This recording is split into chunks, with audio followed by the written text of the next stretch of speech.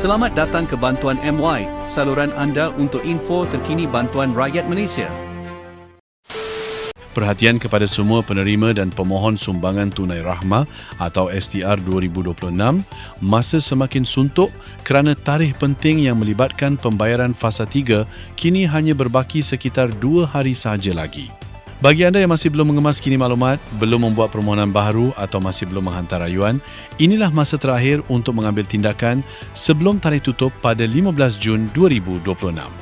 Ramai yang mungkin menganggap perkara ini boleh ditangguhkan, namun hakikatnya kelewatan mengambil tindakan boleh memberi kesan kepada kelayakan pembayaran STR fasa 3 yang dijadualkan pada tahun ini. Oleh itu, pastikan anda menyemak status permohonan masing-masing secepat mungkin. Bagi individu yang menerima keputusan tidak lulus, jangan terus berputus asa. Jika anda percaya masih memenuhi syarat kelayakan yang ditetapkan kerajaan, anda masih berpeluang mengemukakan rayuan sebelum tarikh tutup. Rayuan boleh dibuat secara dalam talian menerusi portal rasmi STR atau dengan hadir sendiri ke cawangan lembaga hasil dalam negeri yang berhampiran. Perlu diingat, memandangkan tarikh tutup jatuh pada hari Isnin, peluang untuk berurusan secara fizikal di pejabat LHDN juga semakin terhad. Oleh itu, jangan tunggu sehingga saat akhir bagi mengelakkan sebarang kesulitan. Bagi mereka yang masih belum pernah membuat permohonan STR 2026, tempoh yang masih berbaki ini juga boleh digunakan untuk menghantar permohonan baharu. Jika anda memenuhi syarat yang telah ditetapkan, permohonan yang dihantar dalam tempoh ini berpotensi dipertimbangkan untuk pembayaran fasa 3.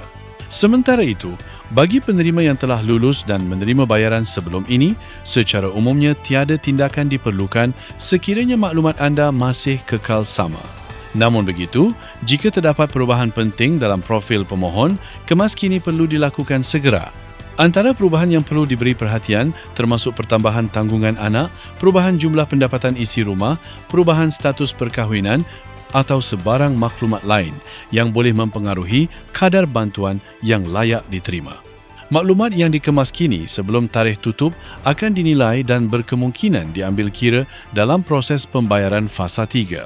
Justeru, jangan abaikan perkara ini jika terdapat perubahan yang berkaitan dengan situasi semasa anda. Sebagai panduan, pembayaran STR fasa 3 dijangka disalurkan sekitar bulan Ogos 2026. Sekiranya terdapat sebarang pengumuman pembayaran lebih awal, ia berkemungkinan berlaku sekitar Julai 2026. Walau bagaimanapun, setakat ini penerima dinasihatkan untuk menunggu pengumuman rasmi daripada pihak kerajaan.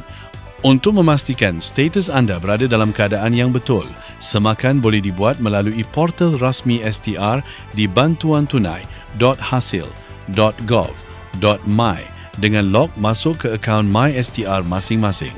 Jika status anda menunjukkan lulus dan tiada perubahan maklumat yang perlu dikemas kini, anda hanya perlu menunggu pengumuman pembayaran seterusnya. Jika status tidak lulus, pertimbangkan untuk menghantar rayuan sebelum tempoh yang diberikan berakhir. Manakala bagi mereka yang belum mempunyai rekod permohonan, segera kemukakan permohonan baharu sekiranya memenuhi syarat kelayakan. Kesimpulannya, tempoh yang masih berbaki ini amat penting untuk memastikan anda tidak terlepas peluang menerima pembayaran STR fasa 3.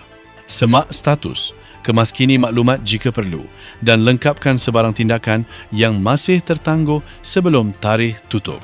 Terima kasih kerana menonton.